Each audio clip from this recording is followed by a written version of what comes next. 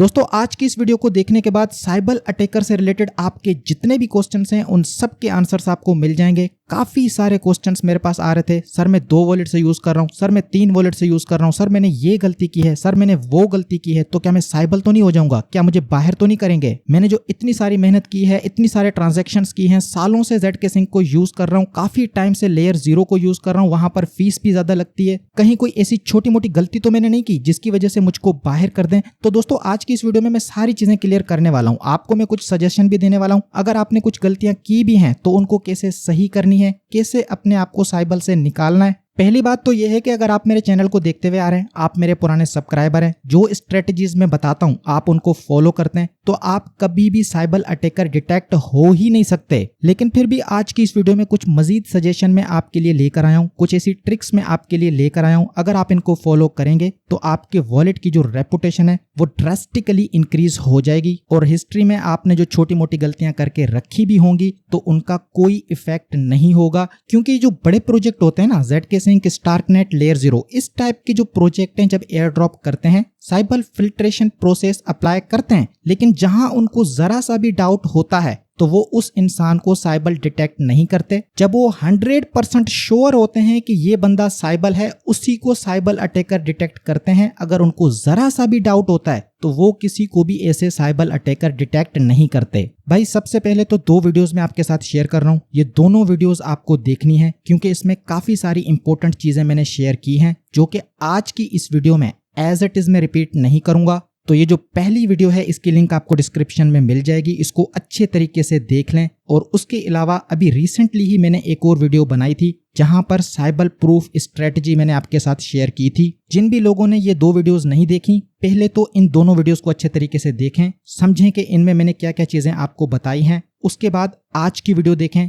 जहां पर कुछ मजीद चीजें मैं आपके साथ शेयर करने जा रहा हूं। दोस्तों वीडियो को स्टार्ट करने से पहले एक चीज मुझे आपके साथ शेयर करनी है। YouTube जो है सेंट्रलाइज प्लेटफॉर्म है, अभी इन्होंने मेरा कंटेंट जो है रिमूव कर लिया है। पिछली वीडियो में से इन्होंने मेरा कंटेंट रिमूव किया है। मैंने कुछ भी गलत नहीं किया, मैंने सिर्फ और सिर्फ आपको चेन लिस्ट का एक लिंक दिया था कि OPBNB का जो नेटवर्क है वो आप यहां से ऐड कर सकते हैं। अब ये जो चेन लिस्ट वाली लिंक है इसको इन्होंने स्पैम कर दिया, इसको इन्होंने स्कैम कर दिया, पता नहीं क्या क्या करके जो है इसको रिमूव कर दिया और मुझको जो है स्ट्राइक भेज दी। तो इसीलिए कल को मजीद मसले ना हो, चैनल जो है रिमूव ना हो जाए, चैनल जो है डिलीट ना हो जाए, तो मैं आप सबको बताना चाहता हूं कि आज के बाद मेरी जो भी वीडियोस होंगी, वीडियोस में जो भी वेबसाइट मैं यूज करूंगा उनकी लिंक आपको ट्विटर के ऊपर, उनकी लिंक आपको टेलीग्राम के ऊपर, दूसरे जो सोशल मीडिया प्लेटफॉर्म है डीबैंक करके, लेंस्टर करके, वहां पर वो सारी की सारी लिंक्स मैं शेयर करूंगा। वीडियोस की डिस्क्रिप्शन में बस मैं पोस्ट शेयर कर लिया करूंगा। जो ट्विटर के ऊपर मैंने पोस्ट बनाई होगी जिसमें वो सारे लिंक्स होंगी, उस पोस्ट की लिंक जो है मैं आपको वीडियो की डिस्क्रिप्शन में दे दूंगा। सेम अप्लाई होता है टेलीग्राम को लेकर, सेम अप्लाई होता है लेंस्टर को लेकर। तो वो जो पोस्ट में बनाऊंगा उनकी लिंक्स मैं आपको वीडियो की डिस्क्रिप्शन में दूंगा, आप उनके ऊपर क्लिक करेंगे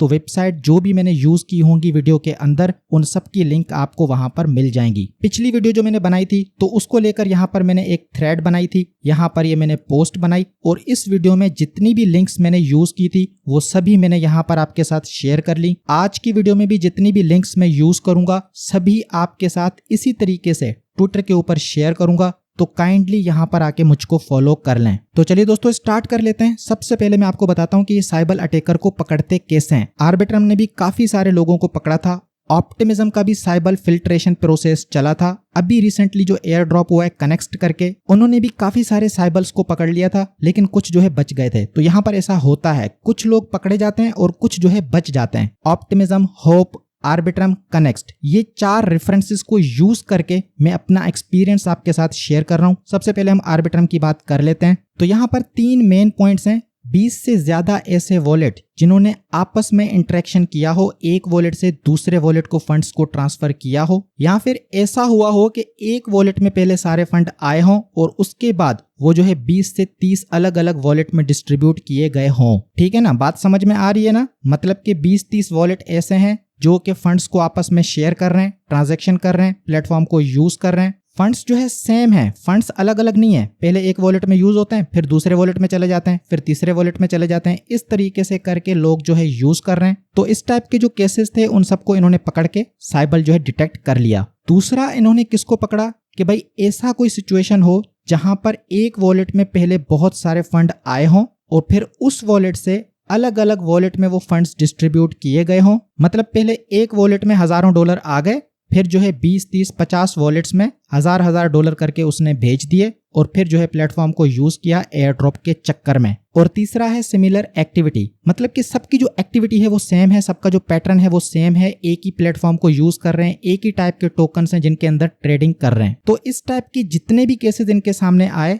इन्होंने उनको उठा के बाहर कर दिया। क्योंकि आर्बिट्रम में पॉइंट सिस्टम था, उसके अलावा इन्होंने कुछ और चीजें रखी कि भाई ऐसे वॉलेट जिन्होंने सारी की सारी ट्रांजैक्शन 48 घंटे के अंदर अंदर की, उनका जो है इन्होंने 1 पॉइंट रिड्यूस किया। उनको इन्होंने बाहर नहीं किया, उनको साइबल डिटेक्ट नहीं किया, बस उनका 1 पॉइंट कम कर दिया ताकि उनको थोड़े कम टोकन मिले। एक और मेथड इन्होंने यूज किया स्नैपशॉट के टाइम पे, जिसके वॉलेट में 0.005 इथेरियम से कम बैलेंस था, उसका भी इन्होंने 1 पॉइंट कम कर दिया। अब ये इथेरियम की बात कर रहे हैं या आर्बिट्रम नेटवर्क की बात कर रहे हैं, तो मेरे हिसाब से ये आर्बिट्रम नेटवर्क की बात कर रहे हैं। मतलब कि आर्बिट्रम के नेटवर्क के ऊपर स्नैपशॉट के टाइम पे अगर आपके वॉलेट में 0.005 से कम इथेरियम था तो आपका 1 पॉइंट इन्होंने कम किया होगा। तीसरा, होप प्रोटोकॉल का जब एयर ड्रॉप हुआ था तो उस टाइम जो भी लोग साइबर अटैकर डिटेक्ट हुए थे उन सबको इन्होंने बाहर कर दिया। कुछ मिलता जुलता सिमिलर टाइप का मेथड जो है कनेक्स्ट वालों ने भी यूज किया। तकरीबन चीजें यहाँ पर भी सेम है, ये मैं पिछली वीडियो में कवर कर चुका हूँ। यहाँ पर भी वही चीजें हैं कि भाई आपका पैटर्न अगर सेम है, वॉलेट्स के दरमियान अगर फंड्स इधर उधर एक्सचेंज हुए हैं,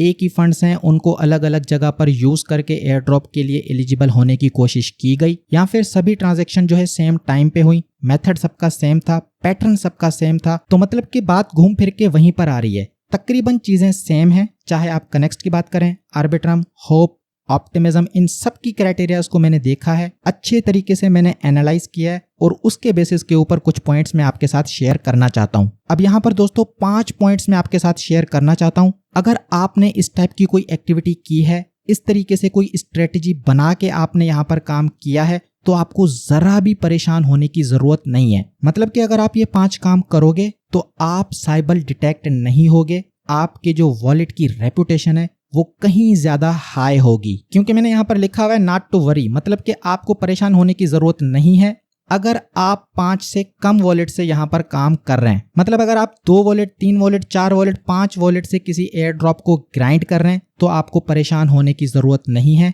क्योंकि चाहे कनेक्स्ट की बात हो, चाहे ऑप्टिमिज्म की बात हो, चाहे आर्बिट्रम की बात हो, वहां पर उन्होंने जो फोकस किया है मिनिमम 10 वॉलेट, उन्होंने जो भी क्राइटेरिया अप्लाई की मिनिमम 10 वॉलेट की बात की है कि कम से कम 10 वॉलेट्स के दरमियान आपस में इंटरेक्शन होना चाहिए। मैं सिर्फ कनेक्स्ट की बात नहीं कर रहा, आर्बिट्रम में भी ऐसा ही हुआ था, ऑप्टिमिज्म में भी ऐसा ही हुआ था, मिनिमम 10 वॉलेट। तो जो भी फिल्ट्रेशन प्रोसेस था उसमें ये चीज सामने रखी गई थी कि कम से कम 10 वॉलेट ऐसे हों जिनका आपस में कोई लिंक हो, तो फिर हम उनको बाहर कर सकते हैं। मैं अगर अपनी बात करूं तो 2 वॉलेट से मैं ZK Sync के एयर ड्रॉप को ग्राइंड कर रहा हूं, एक वॉलेट मेरी वाइफ का भी है, तो मतलब कि कुल मिला के 3 वॉलेट से यहाँ पर काम हो रहा है। तो अगर आप 2, 3, 4 वॉलेट से यूज कर रहे हैं तो कोई भी परेशान होने की बात नहीं है। दूसरा, नॉट टू वरी, आपको परेशान नहीं होना अगर आप एक्टिव हैं, अगर आप वीकली बेसिस के ऊपर, मंथली बेसिस के ऊपर ट्रांजैक्शंस कर रहे हैं, चाहे छोटी वॉल्यूम से ट्रेड कर रहे हैं, चाहे कोई NFT मिंट कर रहे हैं, चाहे कोई लिक्विडिटी प्रोवाइड कर रहे हैं,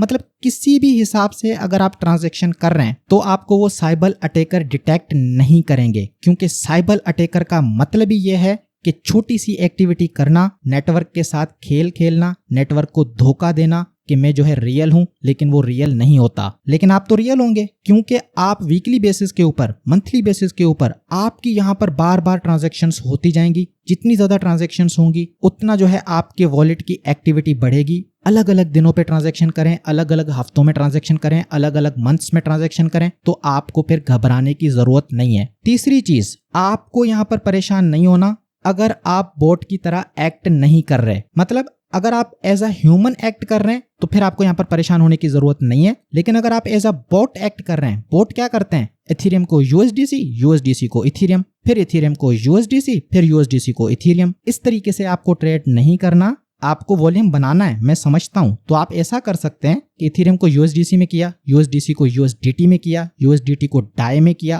अलग अलग टोकन्स में आपको ट्रेड करना है। Not to worry if your pattern and time of interaction is different. आप जो 2-4 वॉलेट से किसी एयर ड्रॉप को ग्राइंड कर रहे हो, तो अगर आपका पैटर्न डिफरेंट है, आपका टाइमिंग डिफरेंट है, मतलब आप जो ट्रांजैक्शन करते हो सभी ट्रांजैक्शन एक ही जगह बैठ के एक ही टाइम के ऊपर नहीं करते, तो फिर आपको घबराने की जरूरत नहीं है, आप यहाँ पर साइबर अटैकर डिटेक्ट नहीं होंगे। ये भी पिछली वीडियो में मैंने कवर किया था।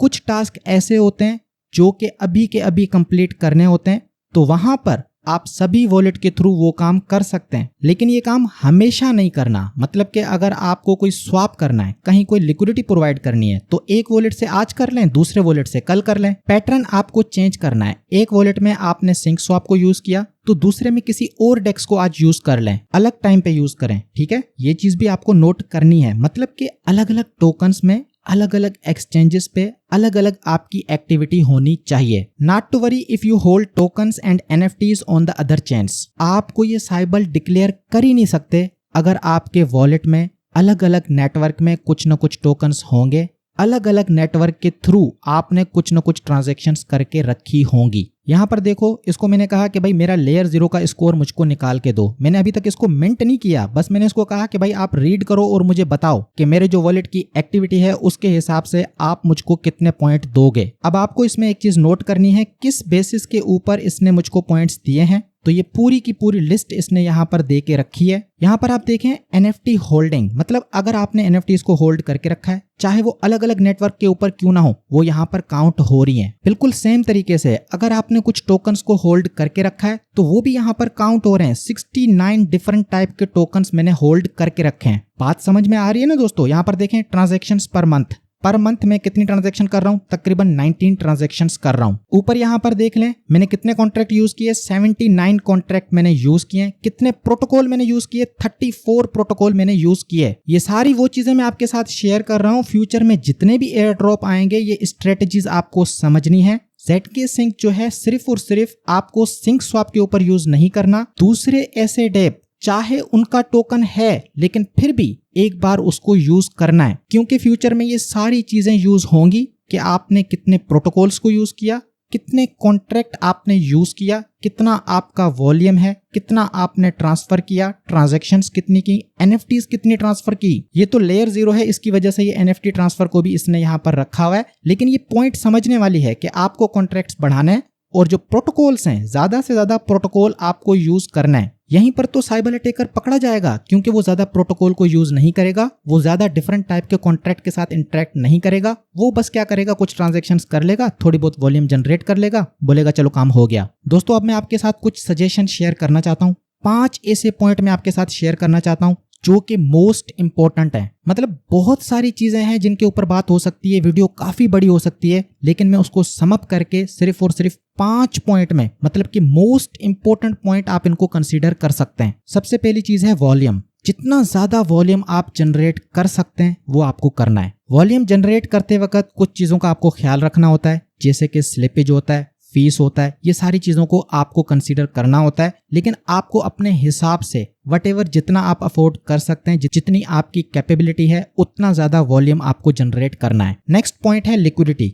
किसी न किसी प्लेटफॉर्म पे, किसी न किसी डेक्स पे छोटे मोटे अमाउंट से लिक्विडिटी आपको दे के रखनी है। चाहे $25-30 से लिक्विडिटी दें, लेकिन दें। हफ्ते 2 हफ्ते बाद भले उसको बाहर निकाल लें, लेकिन ये एक ऐसी टाइप की एक्टिविटी है जो कि आपको साइबर से कंप्लीटली डिफरेंट बना देती है, ठीक है ना। साइबर कभी भी अपने फंड्स को फंसा के नहीं रखेगा, तो ये काम आपको करना है। ये आपके वॉलेट के रेपुटेशन को मजीद इंक्रीज करेगा, ठीक है। तीसरा काम आपको क्या करना है, स्नैपशॉट के ऊपर फ्री में वोटिंग होती है। जहां जहां आपके पास वोटिंग पावर है वहां पर आपको वोट करना है। आप ये ना देखें कि आप ZK सिंक को ग्राइंड कर रहे हो, आप सभी नेटवर्क के ऊपर अपने वॉलेट को एक्टिव रखें। अब जैसे कि अगर आपने छोटा मोटा OP टोकन होल्ड किया हुआ है तो ऑप्टिमिज्म के ऊपर वोट करें। अगर 2-4 टोकन भी आर्बिट्रम के आप होल्ड कर लेते हो तो आप आर्बिट्रम के ऊपर वोट कर सकते हो। इसी तरीके से नोसिस सेफ के टोकन्स हमारे पास हैं, हम उसके जरिए वोट करते हैं। ऑन चेन और ऑफ चेन जहां जहां आप वोट कर सकते हैं वहां पर वोट करें।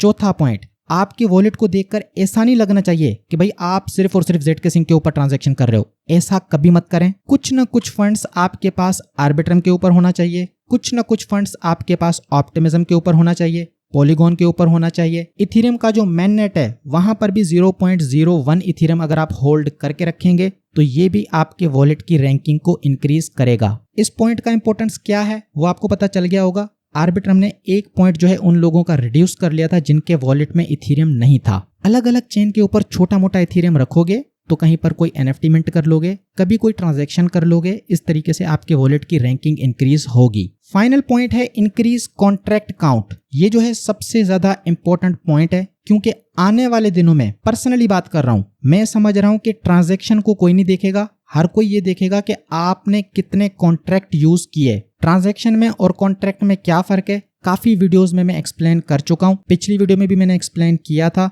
तो आपको क्या करना है कि कॉन्ट्रैक्ट को इंक्रीज करना है, जितने ज्यादा अलग अलग टाइप के कॉन्ट्रैक्ट हों उनके साथ इंटरेक्ट करें। रिसेंटली कल ही मैंने एक पोस्ट बनाई थी, क्योंकि वीकेंड्स के ऊपर जो फीस है वो बहुत ही ज्यादा कम लगती है। GWEI की वैल्यू 9-10 के अराउंड चल रही थी, फीस जो है बहुत ही ज्यादा लो थी। तो मैंने यहाँ पर 5 NFTs डिप्लॉय करी और आप सबको कहा कि आके इनको मिंट करें। इनको मिंट करने से क्या होगा, 5 डिफरेंट टाइप के जो कॉन्ट्रैक्ट्स हैं वो आपके यूज हो जाएंगे। ZK Sync में आपके 5 कॉन्ट्रैक्ट ऐड हो जाएंगे। जिन लोगों ने ये NFTs अभी तक मिंट नहीं की वो अभी भी आके इनको मिंट कर सकते हैं। बस मिंट करने से पहले आपको एक चीज का ख्याल रखना है कि यहाँ पर जो फीस है वो कम लग रही हो, मतलब कि GWEI की जो वैल्यू है 10, 12, 13, 14, 15 तक भी चल जाएगा, लेकिन उससे ज्यादा ना हो। एक जो है यहाँ पर मैं आपको मिंट करके दिखा देता हूँ। कनेक्ट वॉलेट के ऊपर मैं क्लिक करता हूँ, मेरा जो मेटामास्क है उसके थ्रू यहाँ पर मैं कनेक्ट करने जा रहा हूँ। ZK Sync के नेटवर्क के ऊपर ये NFTs मिंट होंगी। नेक्स्ट कर लेता हूँ, कनेक्ट के ऊपर क्लिक कर देता हूँ तो मेरा वॉलेट यहाँ पर कनेक्ट हो जाएगा ZK Sync एरा मेननेट के ऊपर। ये जो डिफरेंट NFTs हैं इनकी छोटी मोटी फीस मैंने रखी है, 5 रुपए 10 रुपए इस तरीके से इनकी फीस है। चलो भाई, वॉलेट यहाँ पर कनेक्ट हो गया है। उसके बाद मैं मिंट के ऊपर क्लिक कर देता हूँ। यहाँ पर आप देखें फीस कितनी बता रहा है, 41 सेंट जो है फीस बता रहा है और टोटल बता रहा है 50 सेंट,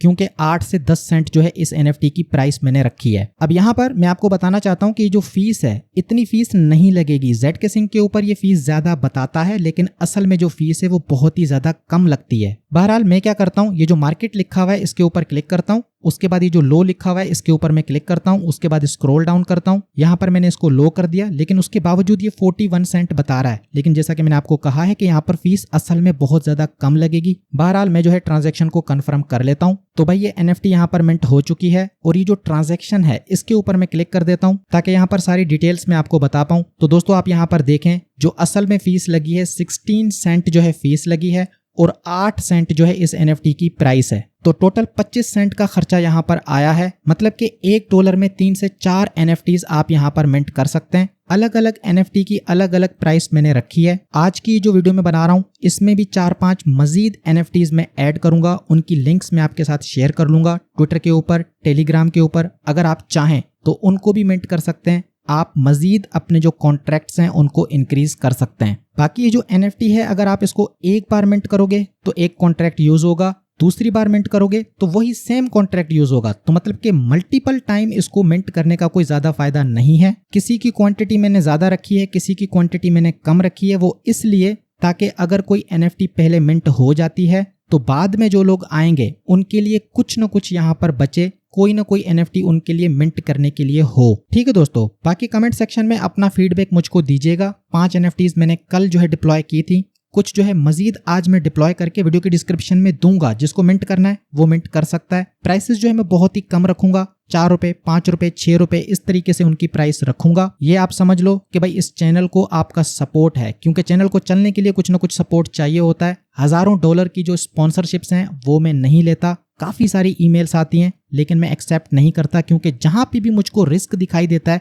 वो चीज मैं आपके लिए लेके नहीं आता। तो इसको मिंट करें, चैनल को भी सपोर्ट करें, अपने जो कॉन्ट्रैक्ट हैं उनको भी इंक्रीज करें। मैं आपके साथ लॉयल हूं, कोई भी ऐसी चीज लेके नहीं आता, सिर्फ अपना फायदा नहीं सोचता। आपको अंदाजा भी नहीं है कितने हजारों डॉलर की जो मेरे पास स्पॉन्सरशिप्स आई हैं उनको मैंने रिजेक्ट करके रखा है। बिकॉज ये जो चैनल है आपका चैनल है, आपकी वजह से ये चैनल है। मेरे सब्सक्राइबर कम हैं लेकिन मेरे व्यूज ज्यादा आते हैं, क्योंकि लोगों को ट्रस्ट है, उनको पता है कि ये बंदा ऐसी बात करेगा जिसमें इसका भी फायदा हो, हमारा भी फायदा हो, सिर्फ अपने फायदे की नहीं सोचेगा। तो यही रीजन है बेयर मार्केट में भी मेरी वीडियोस के ऊपर 2000-3000 व्यूज आ रहे हैं। सब्सक्राइबर के हिसाब से आप देखोगे, मैंने देखा है ऐसे ऐसे बड़े बड़े चैनल्स हैं जिनके मेरे से डबल, ट्रिपल, 4 गुना, 5 गुना जो है उनके सब्सक्राइबर हैं, लेकिन व्यूज टू सब्सक्राइबर जो रेशियो होता है अगर आप वो निकालोगे तो इस चैनल का जो रेशियो है कहीं ज्यादा बेहतर है। That is all because of you.